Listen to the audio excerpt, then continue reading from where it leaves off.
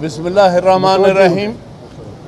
आज 10 फरवरी को मुल्क गिर प्रोटेस्ट हो रहा है। इस judicial commission, so called judicial commission के इस इजलास में, जिसमें कोशिश की जा रही है कि इस सुप्रीम कोर्ट में 17 की तादाद में इजाफा करके यहाँ पर अपनी मर्ज़ी के जो जजेस मुकर्रर किए जाएं, जिनसे अपनी मर्ज़ी के फ़ैसले लिए जाएं। मेरे नज़दीक हम सब ये समझते हैं, हम एक्शन कमेटी के मेंबर हैं, former presidents of the supreme court bar association, जनाब member of the Pakistan bar council और हमारे हाई कोर्ट बार एसोसिएशन के फॉर्मर प्रेसिडेंट्स जो हम यहाँ इकट्ठे हुए हैं, ये हम सब जो हैं ये all Pakistan national action committee के मेंबरान हैं। और हमने ही कॉल दी थी कि नेशन वाइड हम एक तो करेंगे प्रोटेस्ट, और दूसरा नेशन वाइड हमने कहा था कि आप भिजवाएं, सारे वकला आएँ। यानी कराची से 4 बसेस आ चुकी हैं, इसी तरह लाहौर से 4-5 बसेस आ चुकी है, और मुख्तलिफ़ इलाक़ों से एबटाबाद से बसेस आ चुकी है। ये इस वक्त जो मौजूदा हुकूमत है, जैसे भी हमारे नज़दीक तो नाजायज़ हुकूमत है, फॉर्म 47 की हुकूमत है। आज तक कभी वकला के रस्ते इस तरह से नहीं रोके गए, क्योंकि वकला कभी भी पुरतशद्दद एहतजाज नहीं करते, वो हमेशा पुरअमन और एहतजाज करते हैं।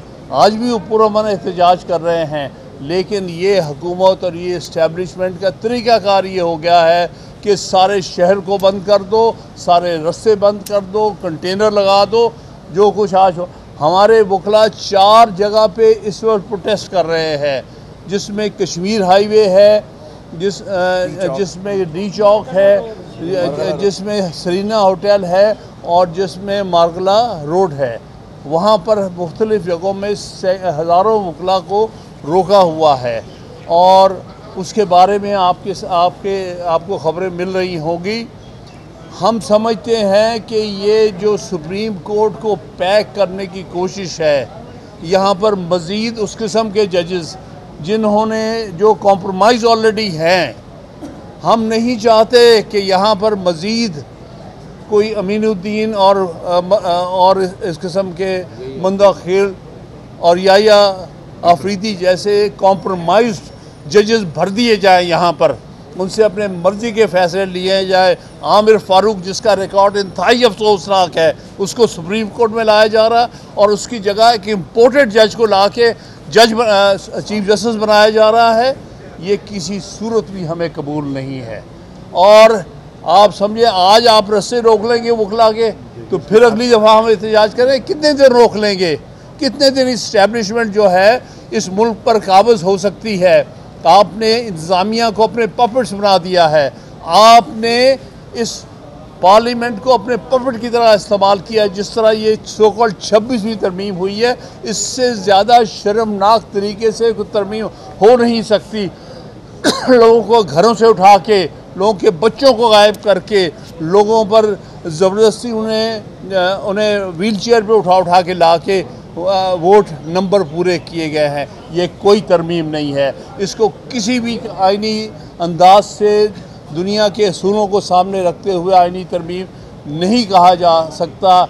ये एक शर्मनाक एफर्ट है इस मुल्क पे काबिज होने की।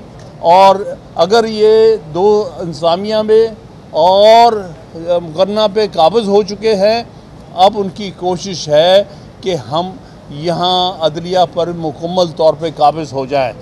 और उसका तरीक़ाकार, इन्होंने अपनी मर्ज़ी का एक chief justice out of turn लेके आए हैं। हालांकि इस पर सेटल्ड लॉ है पाकिस्तान का कि सीनियर मोस्ट जज ही जो है चीफ जस्टिस हो सकता है, चाहे 10वीं 18वीं तरमीम आती ना आती। 1998 में ये फैसला हो चुका था। इन्होंने ये वॉलेट किया है और नीचे से उठा के एक अपनी मर्जी के कॉम्प्रोमाइज जज को चीफ जस्टिस बनाया है, जिसका रिकॉर्ड शर्मनाक है। दुख की बात है कि उस शख्स ने अपने आप को, और इससे पहले भी जो एक चीफ जस्टिस गया है जिसने ये रास्ता किया, जिसने फैसिलिटेट किया, ये वो शैतान नमा एक चीफ जस्टिस था फाइज हिस्सा, जिसने जानबूझ के 63A का केस लगाया और लगा के उसकी इंटरप्रिटेशन बदली, रिव्यू 2 साल बाद लगा के। उसका मकसद ही सिर्फ ये था ताकि ये इस्टेब्लिशमेंट और ये जो उसके साथ मिली हुई पॉलिटिकल पार्टीज़ हर तरह का यहाँ पर फ्लोर क्रॉसिंग, हॉर्स ट्रेडिंग करके ये 26वीं तरमीम पास करे। और उसने एक बहुत बड़ी जुल्म और स्कैम के साथ किया है।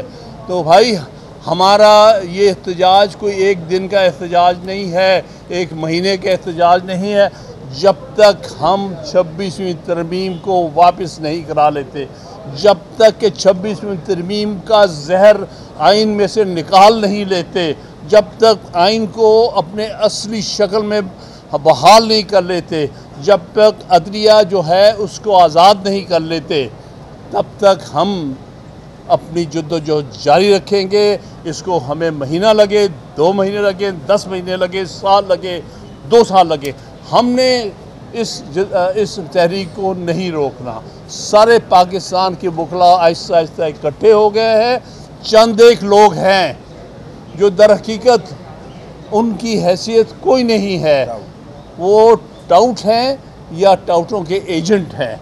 वो उनके बिहाफ पे बयान दे रहे हैं और वो कह रहे हैं कि हम हुकूमत के साथ है।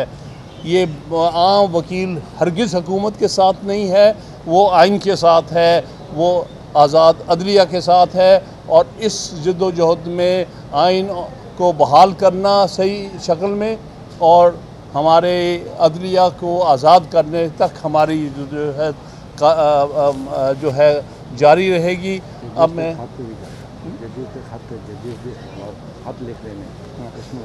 इसमें जो सबसे बड़ा नुकसान जो अदलिया को पहुंचाया है, अंदर से डिवाइड किया है। जो अच्छे बाज़मीर जजेस हैं वो ख़त लिख के उन्हें बता रहे हैं, जैसे कल एक ख़त लिखा सुप्रीम कोर्ट के 4 सीनियर मोस्ट जजेस उनमें थे और उन्होंने कहा है कि ये मीटिंग पोस्टपोन करो।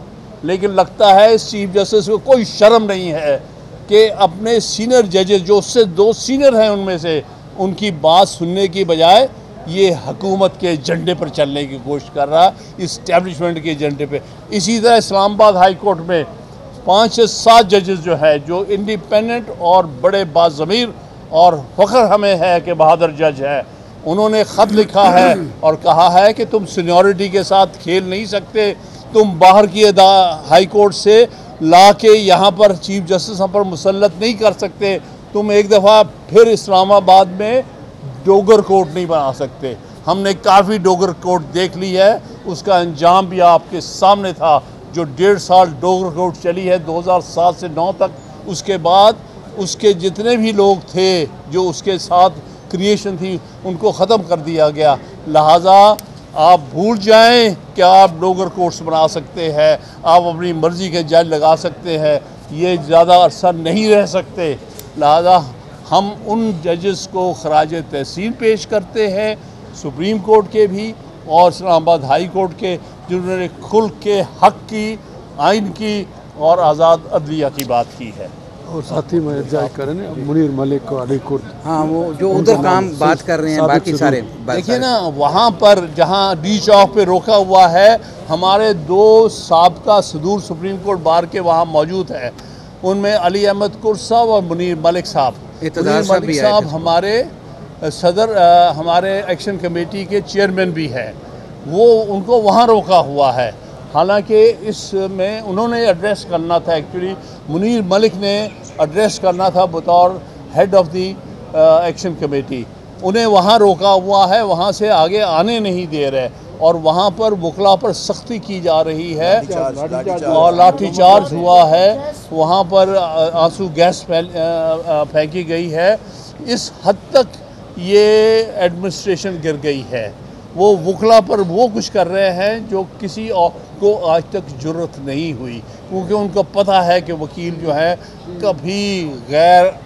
कभी जो है गैर आइनी तरीके से और कभी पुरतशद्दद एहतजाज नहीं करते, हमें पीसफुल करते हैं।